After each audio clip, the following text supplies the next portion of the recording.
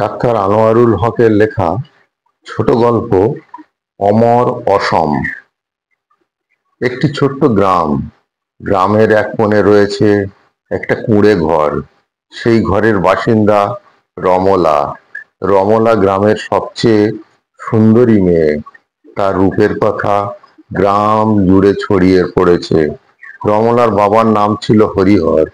হরিহর ছিলেন একজন গরিব কৃষক। তাদের পরিবার ছিল খুবই সাদাসিধে এবং নিরীহ। অন্যদিকে গ্রামের জমিদার মহেশ্বর ছেলে বিক্রম। বিক্রম খুবই ধনী এবং তার বাবা মায়ের আদরের ছেলে। বিক্রম ছিল একজন সাহসী এবং দৃঢ়চেতা যুবক।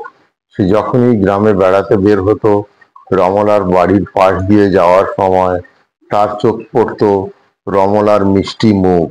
একদিন গ্রামের মেলা বসেছিল। রমলা ও বিক্রম উভয়ে মেলায় গিয়েছিল। সেখানে তাদের চোখে চোখ পড়লে বিক্রম প্রথমবারের মতো রমলার সঙ্গে কথা বলার সাহস পায়। সে রমলাকে জিজ্ঞাসা করে, তুমি কেমন আছো? রমলা একটু লজ্জা পেয়ে উত্তর দেয়, আমি ভালো আছি। সেই দিন থেকে তাদের মধ্যে একটা বন্ধুত্বের সূত্রপাত হয়। বিক্রম এবং রমলা প্রতিদিন মেলার পর দেখা করতে শুরু করে। তাদের সম্পর্ক ধীরে ধীরে প্রেমে পরিণত হয়।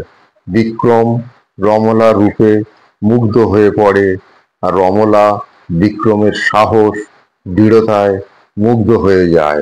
তাদের প্রেমের সম্পর্ক যখন গভীর হয়, তখন গ্রামের লোকেরা এ সম্পর্কে জানতে পারে।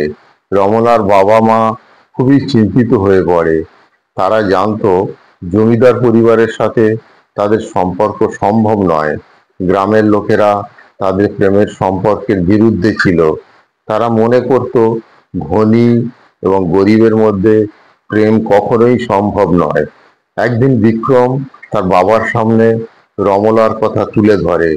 মহেশ্বর রাগান্বিত হয়ে তাকে বলে, তুমি কি পাগল? তুমি কি আমাদের সম্মান ভুলে গেছো? সেই গরিবের মেয়েকে তুমি বিয়ে করতে পারবে না। বিক্রম তার বাবাকে বোঝানোর অনেক চেষ্টা করে, কিন্তু মহেশ্বর কোনোভাবেই রাজি হয় না। অন্যদিকে রমলার বাবা মাও তাকে বিক্রমের সাথে সম্পর্ক ছিন্ন করার জন্য চাপ দেয়। রমলা এবং বিক্রমের হৃদয় ভেঙে যায়, কিন্তু তারা সমাজের এবং পরিবারের চাপে তাদের সম্পর্ক শেষ করে দেয়। রমলা এবং বিক্রমের বিচ্ছেদের পর তারা উভয়ে নিজেদের জীবনের নূতন পথে চলতে শুরু করে। রমলা তার বাবাকে সাহায্য করতে শুরু করে, বিক্রম ব্যবসার কাজে মনোনিবেশ করে। তবে তাদের মনে একে অপরের প্রতি ভালোবাসা এবং স্মৃতি আজও জীবন্ত। এই অসম প্রেমের কাহিনী শেষ হয়ে গেলেও তাদের হৃদয়ে আজও ভালোবাসার শিখা জ্বলছে।